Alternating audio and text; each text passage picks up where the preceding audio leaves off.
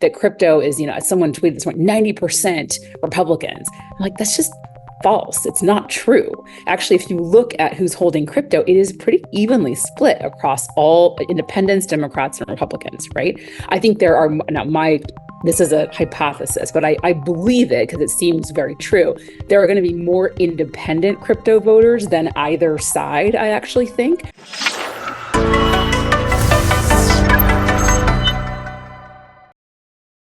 This content is brought to you by Uphold, which is one of the top crypto platforms out there, which allows you to easily buy, sell, trade Bitcoin and the top altcoins in the market. Uphold lists 260 plus cryptocurrencies. They also allow you to trade precious metals such as gold, silver, palladium, and platinum. I've been a user of Uphold since 2018, so I can vouch for this platform. They have full transparency reports, and they don't commingle or lend out your funds. They also have a great product called Vault, which is an assisted self-custody product. Vault allows you to maintain custody of your funds, and the keys are split. So Uphold holds one and you hold two. And if there's any issues, if you lose one of your keys, Uphold will help restore these keys and you can maintain access to your funds. It's 24/7 instant trading. It's trustless. So this is a great feature that can give you peace of mind where you don't have to worry about if you lose your private keys and much more. So if you'd like to learn more about Uphold, please visit the link in the description. Welcome into the Thinking Crypto podcast. I'm your host, Tony Edward, and with me today is Sheila Warren, who's the CEO of the Crypto Council for Innovation. Sheila, great to see you. Hey, Tony, so good to be back. Good to see you too. Sheila, I have so many questions for you because there's been an influx of updates around crypto and politics. It's exciting. It's a bit frustrating. I have multiple feelings, mixed feelings about this. Let's start though let's set the table. What are your thoughts on how crypto has been impacting politics? And you have Republicans making moves, Democrats, and so forth. Well, I don't think there's any question that seemingly out of nowhere, crypto and the crypto industry have become crucially important in this election, particularly on the presidential ticket, but even down ballot with Senate races and House races. I think that reflects the breadth and depth of crypto engagement across the American population. 1 in 5 Americans, 1 in 5 voting Americans, more specifically, actually do hold crypto. So on some level, it's not surprising, but I do think the sort of rapid ascension of the topic is very surprising to a lot of people, for sure. Do you think that, and I've been thinking a lot about this, by the way, the crypto industry raised over $200 million via Fairshake, the super PAC, and data came out yesterday that it's almost half of the spend that's taking place in this election cycle so far. But then I think, would the industry have done this if there wasn't on the other side of the spectrum, Elizabeth Warren and the anti-crypto army coming against the industry so strongly and unlawfully in certain ways that we almost had to do this? Yeah, well, so first of all, correct me on this if I'm wrong, but I think the 200 million spread across a number of different entities. But regardless, I think it's a massive amount of money. And I think it's a chicken and egg question, right? I mean, was crypto going to engage at this level before they really were vilified by a small portion of Congress? Maybe, maybe not. I mean, but there's no question that was a catalyst for this engagement and the sense that a lot lives and dies on who is in these offices. It does matter. It matters to not just business. I would argue even more importantly, it matters to consumers. It matters to those who seek to use products and services. And to me, look, I think we should frame this up in the following way. And this is how I talk about it, which is crypto is not going anywhere. There was a moment, I think, in 22, which understandably, United States, there was this sense, Terra Luna, FTX, like drama after drama, right? There was this sense, if we ignore that, it will go away. And all of those of us in industry knew that was ridiculous. But if you were looking at this as a third party, we have to acknowledge there's some credibility to that. It wasn't the best look, in 22. That's all gone. Nobody in their right mind is saying that right now. And if they do say it, it's very easy to dismiss. Crypto has won in that sense. The question on the table, in my opinion, is simply where? Where is it going to be HQ'd and built? Is it in the United States or is it not United States? Everywhere else is running. We know this, right? You've had rules and regulations that specify and have clarity everywhere else in the world for a long time now, but not here in the United States. So that's the question. Where is it going to thrive? Not whether it's going to thrive. And that to me is in part a political question.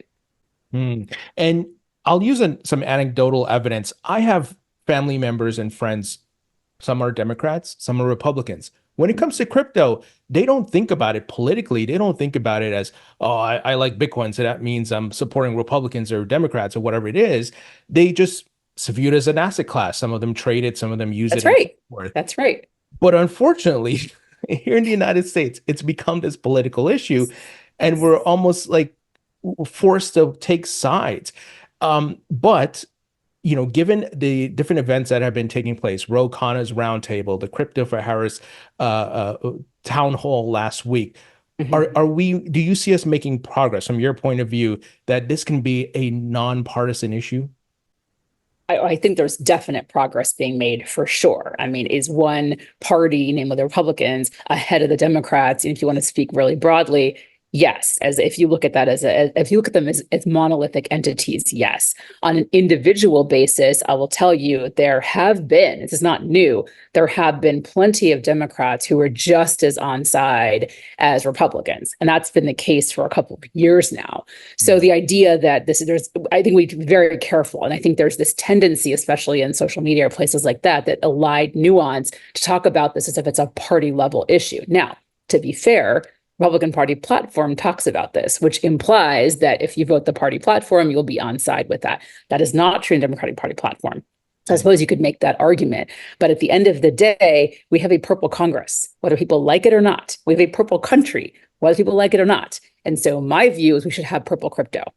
And if you look at kind of the polling numbers, there's this sense, I think, especially in places like X or wherever, that crypto is, someone tweeted this morning, 90% Republicans. I'm like, that's just false. It's not true. Actually, if you look at who's holding crypto, it is pretty evenly split across all independents, Democrats, and Republicans, right?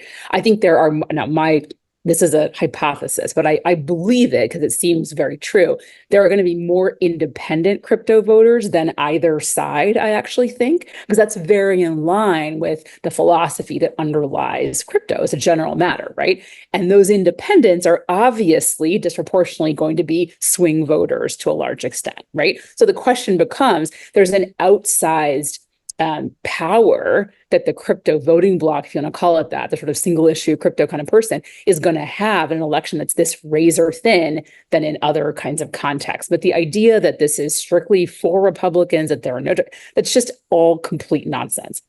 Now, you make a really good point, which is we are in a very partisan moment. How we got here, you asked some good questions. I don't know. It's chicken and egg, right? Who knows? But the point is we are in a hyper political moment where a neutral, nonpartisan technology, let's be real, it's a technology, okay? It's not, there's no political bias built into this thing. It's a neutral technology, has become hyper politicized. And my goal, and I think this should be the goal of everybody who cares about the industry, is to take that off the table, to make being against crypto as silly as being against microwaves or whatever. It just makes no sense. So we have to get to that place. Otherwise, we're subject to the vagaries of every election cycle. Every 2 years, Congress can turn over. Every 2 years. So what's going to happen? We're going to make progress. We're going to beat it back. We're never going to get there. It has to be the case that we're almost politically agnostic. No matter who wins in an election, crypto is going to be fine. Now, again, as I noted, I want to start with saying that is unequivocally true because it's not just America. It's a whole big giant world out there. Whether it is fine in the United States is the question on the table. And I do think some people lose sight of that and they get so emotional about the United States as if we're going to determine the trajectory of this entire industry and technology. I am a global person. I've lived all over the world. To me, that's a ridiculously short-sighted view, but that's where the fight is located right now because it is not obvious what's going to happen here in the United States. Those are some great points. And I've been echoing the same thing, that this is not a United States-based industry or asset class. It's global. That's and right. That we should get crypto off the table from the election. It shouldn't be there. There's other issues we can argue about and Yeah. vote about, but it should not be crypto. Come on, this is Yeah. crazy. And look, I want to also add in, I have a lot of empathy for people that have really, I mean, you said this earlier, have been vilified, right? They've been vilified by Gary Gensler, by Elizabeth Warren. They've been vilified by these people and they're mad about it. And I really understand that. But unfortunately, politics cannot be a revenge game. It cannot be a revenge game, not if you want to win. If you want to win, you have to be really strategic and thinking the longer term. When you look at the banks, you look at big tech, you look at pharma, you look at agriculture, you look at unions, you look at everybody. They are very thoughtful about what levers they pull, where they put their alliances, where they put their funding, et cetera. And it's not a good look for the industry to be over aligned with one party over another. You have to be in a place where you're giving credit where credit's due. You're a truth teller, right? You're saying these are folks who've been on side, these are ones you haven't. But the hard work is to get to a place where everyone's educated, everyone understands, everyone is on side, and everyone gets why this is a critical issue for American economic and national security and for American consumers. And you can't do that if you're thinking about this as a revenge move. Yeah, absolutely. Now, we saw some great initiatives, some Democrats in trying to help folks who on their side of the aisle to better understand its technology. Yes. And we definitely saw a bunch of them side with Republicans to pass the Fit 21 bill out of the I House, know. to repeal SOP 121 in the House and Senate. And Chuck Schumer on the Crypto for Harris town hall Yes. live stream last week said he's committed to getting crypto regulations through. Now, you were on that live stream. Tell us Mhm. about your take on that movement and what were some of the takeaways?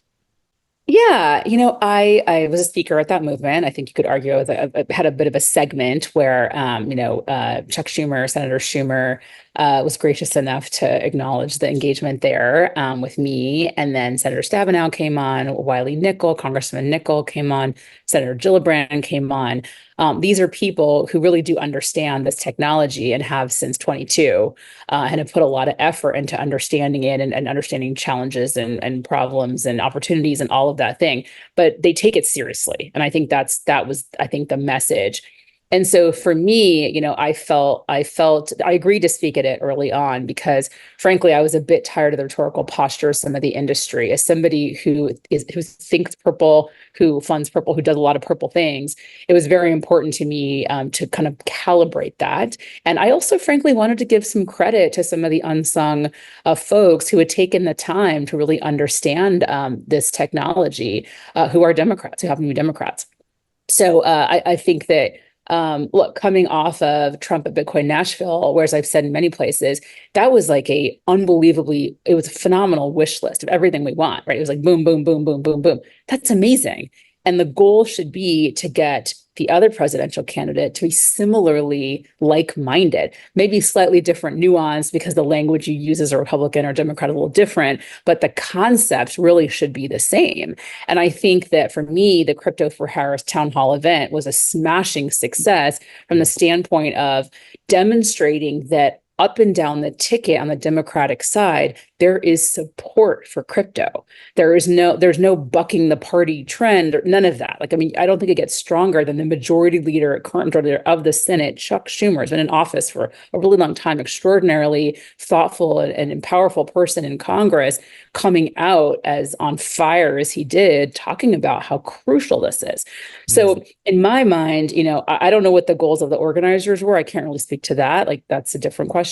But for me, that was the point, to say this already has purplish tone, and the job really needs to be to drive into that so that no matter what the outcome of the congressional elections are or the presidential, we are well situated as an industry. We're well situated as a consumer base, as innovators, so that we don't have to immediately assume that if one side wins, we all have to leave the country, right? That is not, and that's the work. And look, I get a lot of crap for that, and that's okay because people don't understand the job. They just don't get Right. it. And like, that's not my problem, but they're wrong, Yeah. because this has to be the work. It has to be the work. And it's hard work. It's hard work. Oh yeah. I know, like you mentioned earlier, we're like in a very hyper politicized era, right? Where It's not just crypto. Let's be even if fair, you, right? yeah, It's a even if you lot of talk things. about A lot of what the things. other person is doing, you get attacked. Like Yeah. even if you're not endorsing or you're just talking, why are you Yeah. talking about them? That's right. Why are you giving them any airtime? Yeah. Why are you helping? Why are you doing that? It's like that's not as I've said, as I've talked to you about, like I have no problem giving Trump credit for all of those strides. And that was a dramatic from where he was during his Mm, presidency, which was pretty anti-crypto and specifically anti-Bitcoin, to being on stage at Bitcoin Nashville. That's amazing. That's a huge success. Why wouldn't we want that success everywhere? So and frankly, because Trump is so on side, Republicans are on side, that's not the hard work. That's the yeah, easier work. easier. This is the hard, you know what I'm saying? So, but again, some people I think still think in this revenge mode. And that I don't have that luxury. I don't get to do that's not the job, and that's not. I don't think it's productive. And I have a lot of empathy for it. I'm personally affected by that, but nevertheless, you got to keep on pushing because at the end of the day, as much as this money is going where it's going, like American voters decide elections, they just do. And I go back all the time to this moment in 22, October-ish. We were sitting in a room, it was like 40 or 50 crypto policy people, and someone said, well, when the Congress goes completely red, then blah blah blah blah. And I put my hand up and I was like, well, why do we assume Congress is going to go, both houses are going to go red? People like the pitying looks I got, like, oh, you poor child, like, of course it's gonna. I was like, I don't assume anything until it's done. I don't assume anything until it's done. I was right. Right. Thank goodness we'd been putting in that effort with Democrats because you had a democratically led Senate, right? Like, thank goodness we'd been kind of like trying to get there, so we could at least get some constructive conversations moving and going during that time. So, like I say, I think American voter side elections, we know it's going to be razor thin margins in many crucial races, including the presidential. I would not have said that under Biden, quite frankly, but with a Harris-Trump matchup, it's going to be razor thin, and we don't know. So, assuming or crossing fingers or blithely wishing into existence one outcome and not doing anything to prepare for the other outcome is silly, and it is short-sighted, and it is also not my job. So here we are. Now, there was another initiative, I believe was Congressman Ro Khanna led a roundtable. If I'm not Yeah. mistaken, you were there, Mark Cuban, folks in the industry and so forth. Tell us about that. Yeah. So there were, from what I understand, there were two roundtables. One was in person. This was with a woman named Anita Dunn, who is a senior Biden advisor. And this, to be clear, it was still, I think, oh my gosh, I'm blanking on. I think it was still when Biden was the candidate. I believe that is correct. Yeah. But everything's moving so fast. Like I'm pretty sure that's the case. That, as I recall going into it, that was the discussion, right? And it really was. I thought it was a phenomenal session. I was privileged to be in the room. It's gotten a lot of press. I'm not saying anything that hasn't already been reported, but it really was an opportunity for a lot of builders to talk to Anita Dunn directly, one of the most senior advisors to the Biden White House, in the Biden White House, about how crypto has been treated. And under that administration, at the end of the day, you got to put the responsibility where it lies, right? We can all look at Gary Gensler as the architect of it, but at the end of the day, that Biden's his boss, right? So that's kind of how that works. And so I think, well, kind of his boss, it's more nuanced, but he's the reason he's in the role, right? So I think you look at it that way. And I think it was eye-opening. I really think that hearing those personal narratives from people who have really tried to, and everybody in that room was somebody, who tried to be compliant, who wanted to build in America, who wanted to build, who wants to be regulated, who wants to be legitimate, all of those things, right? There was not a single exception to that in that room. It's a very earnest group. And hearing the frustration firsthand, I think, was really powerful. And so tons of credit to Congressman Ro Khanna, his team for pulling that together, to Anita Dunn for listening, for really engaging, I think, with that group. Mm-hmm. Now, of course, then you had the flip, right, where now you've got a new campaign, a new candidate, and all of that. So there was another roundtable that happened that was a Zoom call. It wasn't in person. That was really with different people, not with Anita Dunn, but with still with people in the Biden administration, actually, not with Harris campaign people, because there weren't really any yet, I suppose, but people there who are not necessarily going to be part of the Harris campaign. And there, I think it was a bit of a different tone, and it's got reported as well. And just this question about, what have you done? What is there to show for all of this? Like, we've been coming in for so long. We've said all these things. Where's the outcome? Where is it? So like I say, I think all of that, again, is really more about Biden than about Harris. And it's such an unprecedented moment that we're in because we haven't had a switcheroo like this, certainly in my lifetime. And so I think people are trying to wrestle with what does it mean that it's Harris, not Biden? And to me, there's an opportunity to push there. With Biden, I would have agreed with people that are like, oh, engaging there, maybe it's a waste of time. You still do the work, but I don't know that you have the same optimism for an outcome or hope. But with this campaign, it's a different candidate. And every candidate shapes their own campaign. They shape their own policy, shape their own advisors. There is every reason to believe that there is a possibility of a change or a shakeup if that administration is the administration that winds up being in office. And the work, again, is until the very last minute to push as hard as we can to make sure that if she wins, the outcome there is as good for us as it can possibly be, even if that outcome is not as good as the outcome for industry under Trump. That's not the comparison point. The point is you have to get it to be as good as it can be. And if you just give up and write off one party, what are you doing? You're basically ceding everything to the enemies of crypto. You're just saying, you know what, we're not even going to try. Go ahead. Like, that's crazy. So like I say, even though my expectation is not you're going to get a mashup, you're not going to get like an absolute match in terms of what the Harris campaign, a Harris administration would do and a Trump administration would do. But that's not the work. The work is to move the needle as much as you can because we have the candidates we have, and we have to do the work to bring them along on the learning curve. Because again, I mean, you and I agree on this, we talked about this before. I firmly believe that we've all witnessed so many of those eye-opening moments when someone really clicks into why this matters, and you don't go backwards. You never go the other way. So it may take more work with some than others. That just means you have to work harder.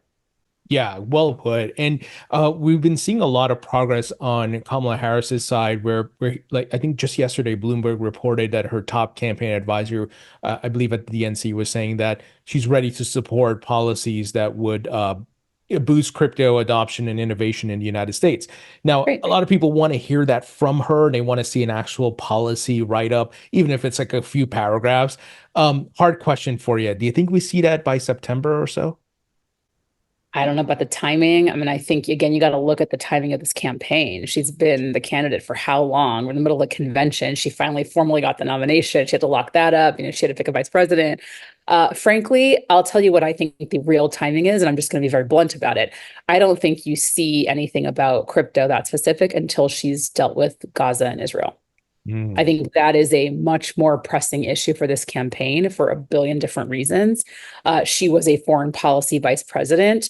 I do think that's more sticky to her than, frankly, any economic policy. She was not an economic policy vice president. So the allegations that everything Biden did they're just silly. But on foreign policy, she did a lot of foreign policy. And so I do think that's a very pressing issue for this campaign.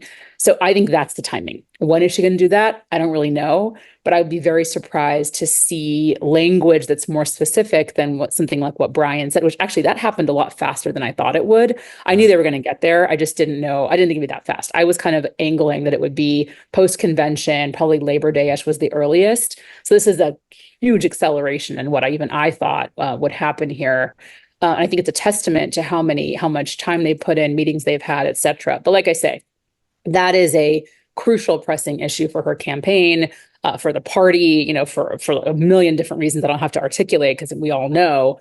And until that is sort of, I don't want to say wrangled, that sounds terrible, but until there's something clearer, I think I don't know that this is frankly where her head should be, to be really blunt, right? Like I think we'd want the president, any future president of the United States, I would think, would be having to think about our foreign policy positioning at this crucial time when you've got, leaving aside, we all know it when it comes to blockchain technology and crypto, China, Russia, North Korea, all of this is happening in the world. That is really, really, really important stuff because only the president can do that. Whereas you can have cabinet secretaries and others that set policy for other kinds of things that are domestic. That to me is a really important question. So like I say, I don't know when any of that happens, but the sequencing there is what I am sort of expecting. And I'd be surprised to see it be any different personally. Now, With regards to the legislation, and Chuck Schumer's statements on the town Yeah. hall last week, well, are you hearing anything about when the Fit 21 bill may go to the Senate, maybe merge with the Lummis-Gillibrand version, and what may happen there? Yeah, that's a great question. So there was a lot of work, in July trying to get what's called the DCA out of committee, and a lot of progress made on that language. To be very clear, Fit 21 is not coming over to the Senate. That's not a thing. What would happen is another bill would come to the Senate, and you do what's called, well, I mean, who knows? It could be that somebody picks up a 21 and takes the four corners into the Senate. I think that's unlikely. But it's more likely is you get a bill in the Senate and then you have to do what's called reconciliation, where you look at the two of them and all of that. The biggest challenge here, and I will tell you bluntly, in my opinion, we have the language. It's mashed up in different places. It's not all in one tidy package, but in these various places, we do have the language and we have to kind of Frankenstein it a bit together. It's just kind of how this works. It's sausage making. It's not pretty. The question is calendar and time. Do we have the time on the calendar? Do we have the floor days to go through the process as required to turn a bill into a law? Open question. I don't know. I know that we were very close in July to getting that bill into committee and out of committee. And a lot of us wanted to see that, even though I think there were things we wanted to tweak along the way to see progress like that being made. There are, I believe, 3 weeks in September where that can happen. And then you're closed again because it's campaign season. Then you're in lame duck. So is it going to happen? I have no idea. The September weeks are going to be crucial. If the Senate can get something together, I think there is a very good reason to believe that in lame duck you'd get something through. If the Senate can't, then I don't know where we're going to be. So, and again, this is hyper politicized now, which is unfortunate, because I do think if you think about this writ large, there is a danger that we make politics the enemy of policy. And we have a champion in the House and Patrick McHenry that we're so lucky to have someone that understands this that well and is such an astute politician at the same time. We're very lucky.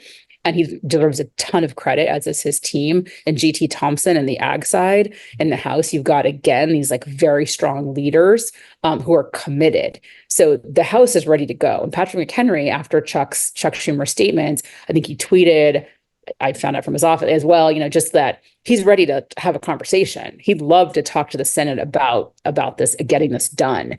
So you have a Republican leader who's publicly saying he wants to get it done, but you have a Republican Party that is kind of like, well, we'd almost rather kick the can until after the election. So it's not unusual for policy and politics to clash sometimes, but we're right in the middle of that. And in my view, that is not a good place for us to be, because we're not looking for tweaks. We're not looking for minor things. We're looking for big things that land the plane so that builders can build the United States. And that is critically important. It's critically important for so many reasons, right? So if we miss it, here's the thing. How long are people going to wait? How long are they going to wait? Right. So yes, you might build the United States with more, security if it's a Republican sweep. But like, what does that mean? There's always going to be details. And so are you going to stick around for something to manifest, or are you just going to go? And to me, again, what I don't want to see, the worst outcome here, and I think this is really I want to be very clear, this is the worst outcome, is that builders leave the US. It's not that the industry that's not a thing. We're thriving regardless. The question again is where. And right. I don't want to see the United States miss out on yet another technological innovation because we can't land the basics of a regulatory scheme. That is ludicrous, and we have got to fix it. The future of the country, in my opinion, is at stake. I don't want to over-dramatize this, but if crypto leaves, if blockchain technology starts to leave and get built elsewhere, I think that is potentially a massive national security issue. I'm speaking very bluntly. I think it is an economic security issue. I think it is a dollar dominance issue. I think all of these things are very, very, very real. And that's what's at stake. So it can't, again, going back to the purple, whatever it is, it has to be the case that we have some buffer against the vagaries of the political system and the election process, and that no matter what, we're okay. And I will tell you, I feel very comforted that you had someone like Chuck Schumer come out and say what he said, and that you had someone like Brian Nelson come out and say that, because I feel like, okay, now if Harris wins, I don't have to be concerned that we're going to fight another 4 years of what we did. I have a lot less concern there than I did a week ago. And to me, that's progress. I don't know why people can't see that. Some people can't see that. Seems really obvious to me that this is a good thing. But again, I think people, read into things whatever they want to, and that's their prerogative, I suppose. Yeah, no, really well put. And you touch on so many different aspects of this because I look at the EU and the UK passing regulations. There's more clarity there, and I don't want to see those jobs leave the United States or leave, and we lose some of the wealth creation and so forth. And hopefully we can get it right. And we can. We just have to have the will to do it, yeah. So I hope that people understand this and understand what's at stake and understand that all of us in this work we're moving in the same direction. We just have different approaches of how to get there. Some people are fighting the political fight. Some people are fighting the policy fight. They are distinct, but they're sometimes really tightly wound. And during a presidential election season is the moment they're tightly wound, but they unwind pretty quickly. And it's important to kind of know that there are people watching all of those different. There's also the legal side, by the way, different. I didn't even mention that, like all these court cases and things that are being filed, crucially important work. So all of this is marching in the same direction. And if all we're quibbling about is the tactics, I think we're doing okay. Yeah. Sheila, great insights and a great point of view as well. And I appreciate the information of the meetings and the roundtables and so forth that you attended. But thank you so much for joining me. Thanks so much, Tony. Good to see you.